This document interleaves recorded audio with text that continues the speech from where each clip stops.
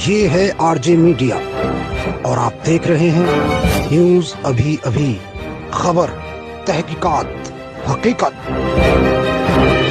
आम आदमी पार्टी दिल्ली के मुख्यमंत्री अरविंद केजरीवाल के नेतृत्व में आगामी 28 फरवरी को मेरठ में किसानों के समर्थन में किसान महापंचायत का आयोजन करने जा रही है, जिसकी तैयारियों को लेकर आज सहारनपुर में सांसद व प्रदेश प्रभारी संजय सिंह पहुंचे, जिनके सहारनपुर आगमन पर सभी आम आदमी पार्टी पदाधिकारियों व कार्यकर्ताओं ने अपने मवी कला, दिल्ली रोड, पैरामाउंट स्थित कार्यालय पर सांसद संजय सिंह का सदस्य राष्ट्रीय परिषद योगेश दहिया व अन्य पदाधिकारियों और कार्यकर्ताओं ने जोरदार नारे लगाते हुए उनका स्वागत किया। इस अवसर पर मीडिया से रूबरू होते हुए सांसद संजय सिंह ने कहा कि तीनों कृषि विधेयक के माध्यम से केंद्र सरकार किसानों को बर्बाद करने पर तुली है, जिसका प्रभाव केवल किसानों पर ही नहीं है बल्कि देश की तमाम जनता पर पड़ेगा और आर्थिक व्यवस्था भी अछूती नहीं रहेगी। पीड़ित जनता में किसानों के मुद्दों पर आम आदमी पार्टी आवाम के साथ है। तीनों कृषि कानूनों को केंद्र सरकार की नाकामी का पुलिंदा ही सरकार को बदलकर एक बार फिर राजनीतिक बदलाव दिखाएगा और दुर्भाग्य की बात है कि रामराज्य व सुशासन की दुहाई देने वाली भाजपा आज एशियाड में केवल चंद उद्योगपतियों को लाभ पहुंचाना चाहती है, जिसे देश की जनता बर्दाश्त नहीं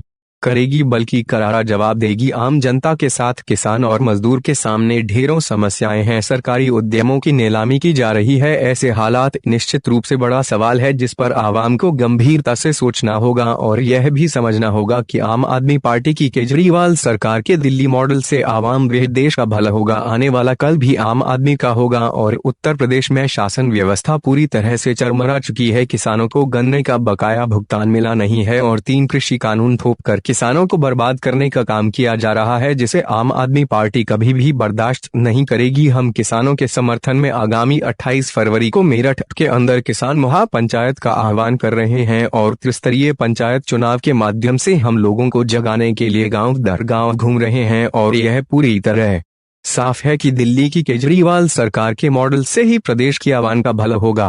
28 तारीख को मेरठ की क्रांति भूमि पर दिल्ली के मुख्यमंत्री अरविंद केजरीवाल जी किसान महापंचायत में शामिल होंगे। उसी की तैयारी बैठक के लिए मैं आज सहारनपुर आया हूं। अपने पदाधिकारियों के साथ बैठक करूंगा। आदरणीय योगेश दहिया जी हैं, हमारे दिल्ली से ऑब्जर्वर विधायक हाजी यूनुस साहब हैं, मनीष सिंह जी हमारे यहाँ के प्रदेश के प्रभारी हैं। ये किसान महापंचायत आम आदमी पार्टी क्यों कर रही है?